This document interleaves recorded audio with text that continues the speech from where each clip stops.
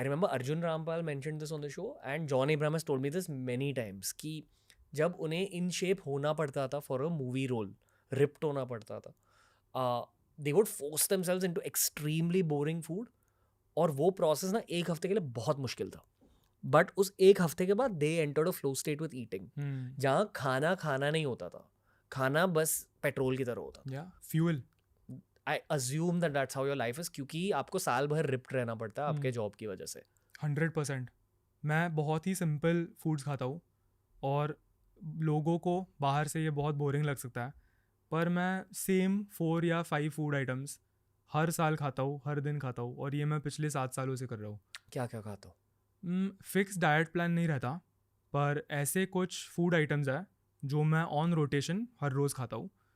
Main rule ये है कि सारे फूड आइटम्स होल फूड्स होने चाहिए, मिनिमली प्रोसेस्ड फूड, एग्स, दही, रोटी, oats because whole grains, fibre बहुत रहता है, फ्रूट्स, वेजिटेबल्स, दाल्स, मैं सब कुछ खाता हूँ. एक वेल बैलेंस डाइट खाता हूँ, कुछ एक्सट्रीम नहीं, not keto, not plant based, not just carnivore, मैं सब कुछ खाता हूँ. और न्यूट्रिशन में कैसा है, सिर्फ बॉडी बिल्डिंग की बात की और फैट लॉस की बात की तो वो एक बहुत ही ज़्यादा नंबर ओरिएंटेड स्पोर्ट है, because maths governs the whole thing. हम सब के पास एक ऐसा नंबर होता है जिसे मेंटेनेंस कैलोरीज कहते हैं. अगर आप हर रोज़ उस नंबर से कम कैलोरीज खाओगे तो आपका वज़न कम होगा, और अगर आप ज़्यादा खाओगे तो आपका वज़न बढ़ेगा. तो आपके गोल्स के हिसाब से अगर आपने कैलोरी ट्रैकिंग सीख ली तो आप टेक्निकली कौन सा भी फूड आइटम खा सकते हो एज लॉन्ग एज आप उस रेंज में हो. सो अगर मुझे पता है कि मुझे थोड़ा सा लीन होना है, मुझे अपना नंबर ऑलरेडी पता है, मैं सारे कैलोरीज ट्रैक करता हूँ, तो मैं डिसाइड करूँगा कि आज से मैं इतना खाना खाऊँगा, but I track every single thing that goes into my body. और ये काफ़ी ऑब्सेसिव लग सकता है, पर आई थिंक टॉप 1%, अगर आपको एलीट बनना है तो सैक्रिफाइसेस कभी ना कभी बनाने पड़ते हैं. और ऐसा नहीं है कि मैं कभी जंक फूड नहीं खाता. अगर हफ्ते में 7 दिन है तो मैं ऑलमोस्ट हर संडे अपने दोस्तों के साथ वक्त बिताने के लिए या पेरेंट्स के साथ डिनर का जो मील है उसमें बाहर का खाना खा लेता हूँ. I don't feel guilty over it, I don't beat myself over it. Monday onwards मैं वापस रिज्यूम करता हूँ. Honestly, there's a part of me which should ask you a way to make this process easier for the end consumer. क्योंकि हमारी audience fitness oriented audience नहीं है. But the truth is I love what you are saying, and I think that ये boring diet में बहुत power होता है. और ये जो कठोर सच है ये लोग खुल के नहीं कहते इंटरनेट पर, क्योंकि बहुत सारे डाइटिशियंस आए हैं शो पर, एंड एक डाइटिशियन का जॉब ही ये रहता है कि एक काफ़ी ज़्यादा बोरिंग डाइट को या फिटनेस ओरिएंटेड डाइट को क्यूट एंड सेलेबल बनाना. That's what they are paid for, to make it more interesting.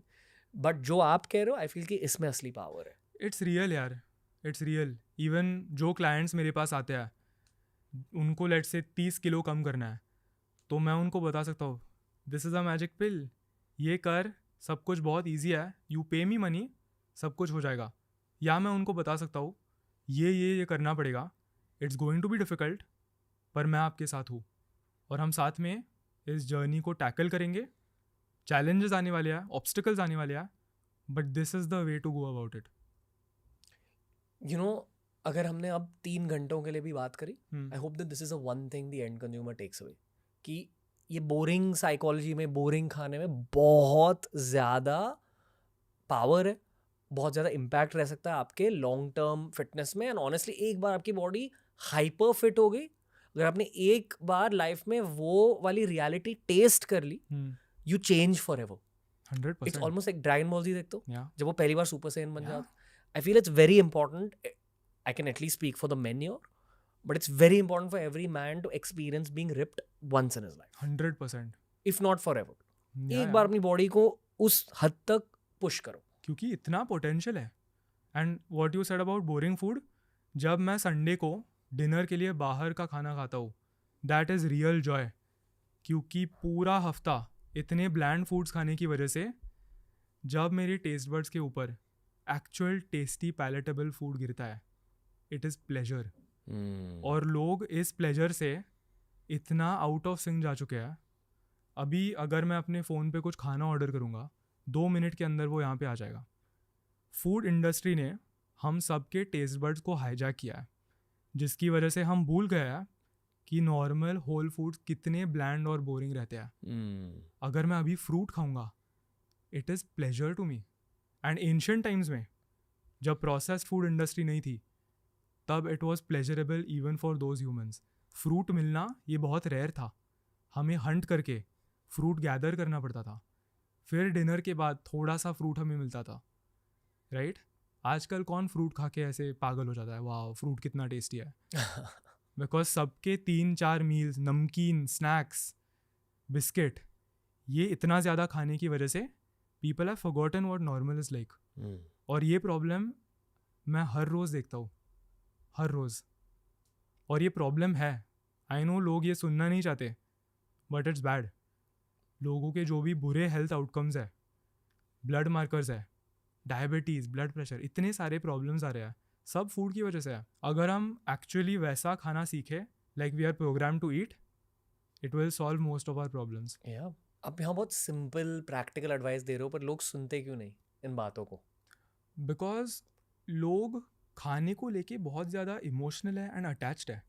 I'd also say that generally speaking ना दुनिया बहुत सॉफ्ट बन चुकी है in some ways. And वो थोड़ा हार्ड रहना बहुत ज़रूरी है. बहुत. That hardness is actually what creates all forms of growth. इस साइकोलॉजिकल एंगल पर थोड़ा बात करते हैं. ओके, लाइक मेरा एक दोस्त है, उसको बहुत टाइम हो गया, he is trying to lose weight, he is just not able to. जब मैं उसे हल्के से सॉफ्टली एडवाइस देने की कोशिश भी करता हूँ, there is a part of him that switches off. And कभी कभी जब वो पूछता है, मैं शांति से उसको बिठा के ऐसे बोलता हूँ कि भाई ये कर ले. एंड उसका रिस्पॉन्स ये है कि I don't know, I am just not able to do it. And honestly, I want to tell him, then go for therapy, bro, because there's something broken on a much deeper level if you're not able to do this. But मैं उस दोस्त की family को जानता हूँ, और I feel कि उसके पेरेंट्स ना हमेशा उसके साथ बहुत सॉफ्ट रहे हैं. नहीं बेटा, इट्स ऑल ओके, नहीं खा लो, ये भी खा लो. समवेयर ना आपके पेरेंट्स को आपके साथ थोड़ा हार्ड रहना चाहिए. When you're a kid, it programs that hard. I'm sure at some point your parents have been hard with you growing up. Weirdly not. Oh really? Okay. मैं एक सिंगल चाइल्ड हूँ. मुझे अपने पेरेंट्स से कभी pressure feel नहीं हुआ. ये मजबूती कहाँ से आई है? Self doubt. मैं खुद को बहुत ज़्यादा डाउट करता हूँ. इवन टुडे 7.5 साल पहले कहानी सेम थी. मैं बहुत स्किनी था, मेरे पास कोई मसल नहीं था. लोग बुली नहीं करते थे, पर मुझे खुद को बदलना था. Let's keep it at that. पर शुरू करने के पहले सेल्फ डाउट आया, क्या मैं कर पाऊँगा, क्या मैं सचमुच खुद को बदल पाऊँगा. और आई बिलीव कि उस सेल्फ डाउट को हटाने के लिए सिर्फ एक तरीका है, एक्शन. लेट्स से एक बहुत ही ओबीस इंसान है, वो शीशे के सामने खड़े होकर एफर्मेशंस चिल्लाता है, I am slim, I am ripped, I am beautiful. Deep down उसको पता है कि वो सच नहीं है.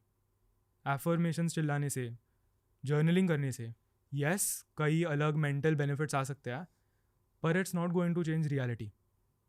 If you don't like how you look, वो बदलने के लिए और सेल्फ डाउट को दूर भगाने के लिए सिर्फ एक तरीका है, और वो है एक्शन लेना.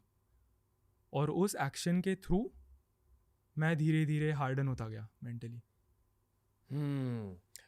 The Saket Gokhale at age 24 is much tougher mentally than Saket Gokhale at 22. Correct. Way tougher than at 20. Correct. And no comparison to the Saket Gokhale at 18. Correct. और ये होती है एक growth oriented mindset की story. But I'm talking about people who are also trying to lose weight. ठीक है, there's two approaches. यहाँ तो you make it very easy for them and give them achievable targets.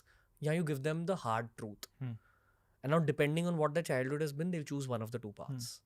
But I feel अगर actual quick results चाहिए, तो internally in office we call it कीचड़ mentality. Just like throw people in the deep. Get the work done.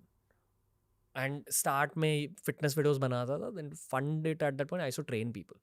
And with all my clients, I had कीचड़ mentality. कि करो यार, like eat the grilled chicken, eat that like dry food. It'll really help you. 1 month of eating boring food can change your life. Yeah. And after your life is changed, your mind will change. Then the boring food's not that boring. Definitely. So मैंने 2024 में prep की थी एक photoshoot के लिए, जहाँ पर मैंने 12 वीक्स बहुत ही रिजिडली अपने कैलोरीज मॉनिटर किए थे. और उस पूरे प्रेप का एक पर्पस था, मुझे एक फ़ोटोशूट करना था. उस फ़ोटोशूट के लिए 6% बॉडी फैट तक उतरना था. 12 हफ्ते डाइटिंग करने के बाद जब वो फ़ोटोशूट ख़त्म हुआ, मैंने चीज़ केक खाया. आंसू आया, सीरियसली आंसू आया. और वो मेरे लिए फ़र्स्ट टाइम एक्सपीरियंस था.